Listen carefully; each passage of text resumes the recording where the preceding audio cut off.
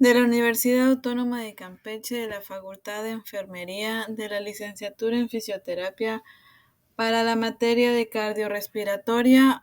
Les vengo a presentar la evaluación integral del sistema respiratorio. Primero que nada debemos de conocer los objetivos por los cuales se va a realizar esta evaluación y es para planear acciones de fisioterapia respiratoria. Debemos de recordar que siempre el paciente debe de ser evaluado de manera general, pasando también por el sistema respiratorio.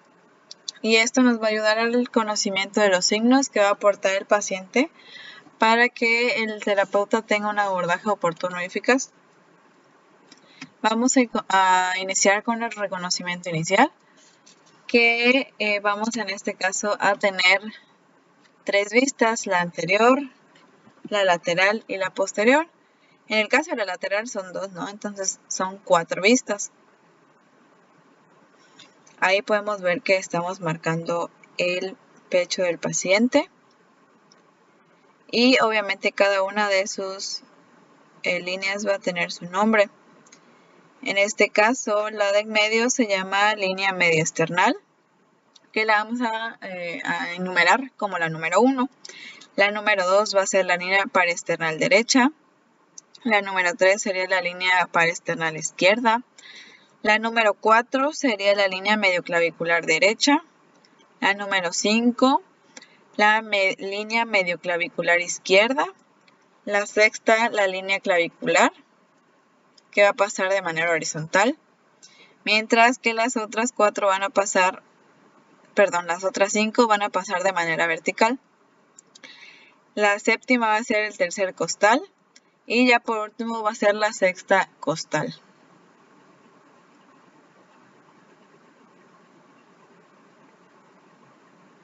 Es importante también conocer la anatomía de nuestro paciente para poder tener mayor precisión al momento de realizar el marcaje, o también conocido como líneas de referencia. Esto se hace para poder tener una mejor posición al momento de la auscultación y la percusión. Sin embargo, en el caso clínico no se realiza. Pasamos a la parte lateral, que aquí vamos a tener solo 3 líneas: la línea axilar anterior, la línea axilar posterior y la línea axilar media.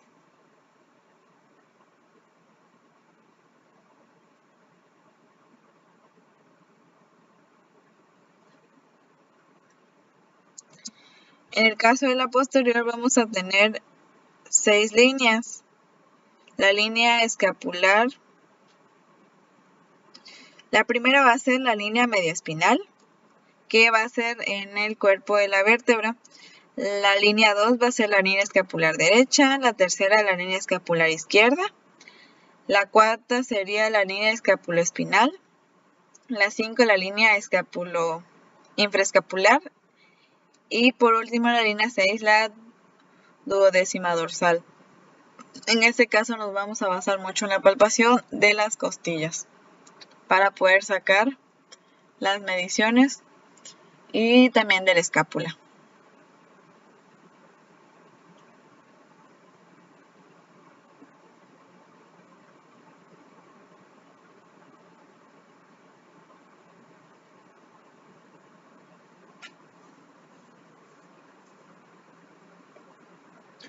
En el caso de la inspección, vamos a también a conocer lo que es la forma del tórax.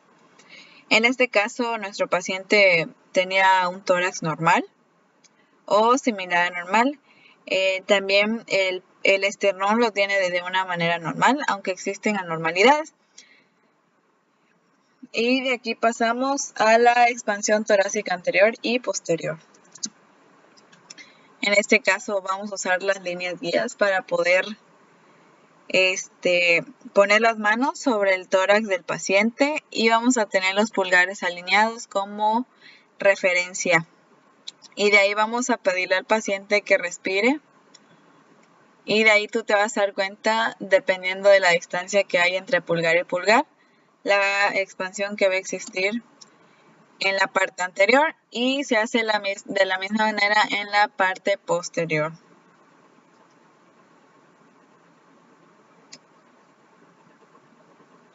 En el caso del espacio que debe de haber, debe de ser mínimo de 0.5 centímetros. Pasamos a lo que es la auscultación, que en este caso tenemos que tener en cuenta que podemos escuchar el ruido de los pulmones.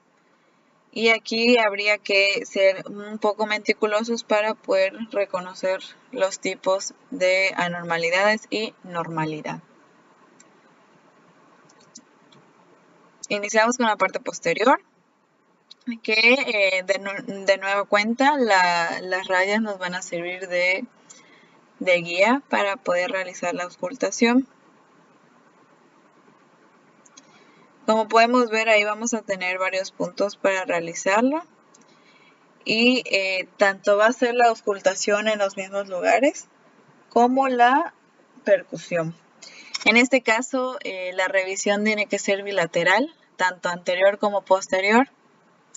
Y en este caso estamos usando un estetoscopio de doble campana, donde se pudo escuchar el ruido respiratorio de manera normal, sin ninguna anormalidad.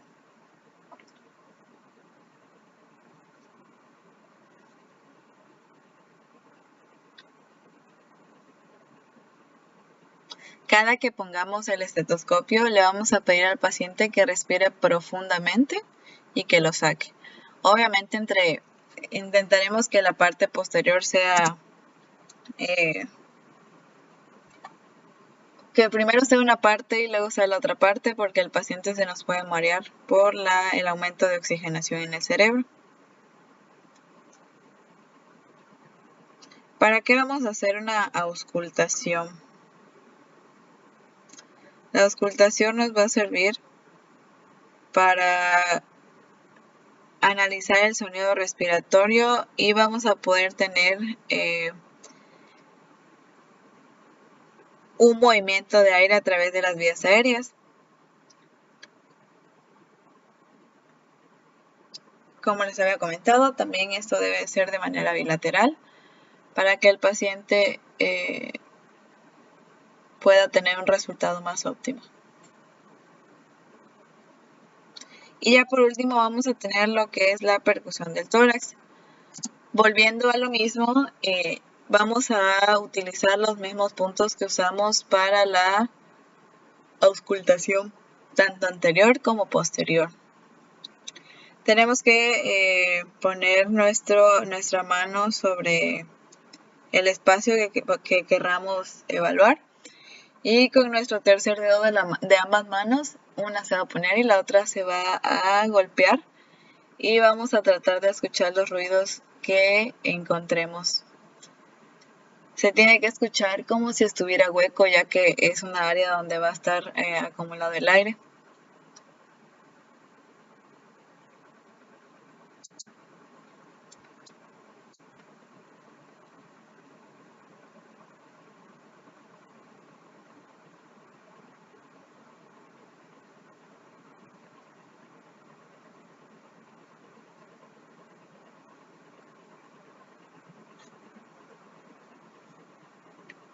Y eso sería todo. Muchas gracias.